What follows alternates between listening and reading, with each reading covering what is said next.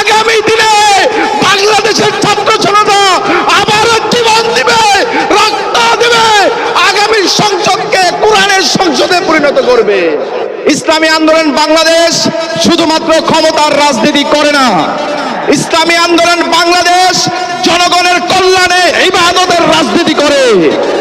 আমরা দেখেছি 24-এর গণ অভ্যুত্থান পরবর্তী সময়ে এদেশে যারা ক্ষমতার রাজনীতি করে তারা মানুষের ঘর বাড়ি দখল করেছে, অফিস আদালত দখল করেছে, টেন্ডারবাজি করেছে, দুর্নীতি করেছে।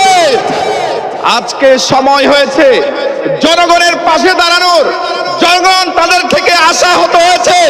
এই জন্য প্রিয় ভাইয়েরা, এই যে 24-এর গণ অভ্যুত্থান হয়েছে, আমরা দেখেছি ছাত্র জনতা জীবন দিয়েছে।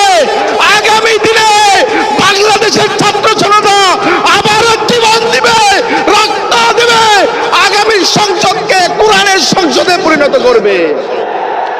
এই আহ্বান এবং প্রত্যাশা রেখে আপনাদের প্রতি সবিনয় আহ্বান জানাতে চাই, প্রিয় বন্ধুগণ, আগামীর বাংলাদেশকে সুন্দর এবং বৈষম্যমুক্ত হিসাবে গড়ে তুলতে মাঠে ময়দানে প্রস্তুতি নেন, নিজেদেরকে যোগ্য হিসাবে গড়ে তোলেন। এই আহ্বান জানিয়ে, এই প্রত্যাশা জানিয়ে আমি আমার সংক্ষিপ্ত বক্তব্য শেষ করছি। আল্লাহ হাফেজ। আসসালামু আলাইকুম ওয়া রাহমাতুল্লাহি ওয়া বারাকাতুহু।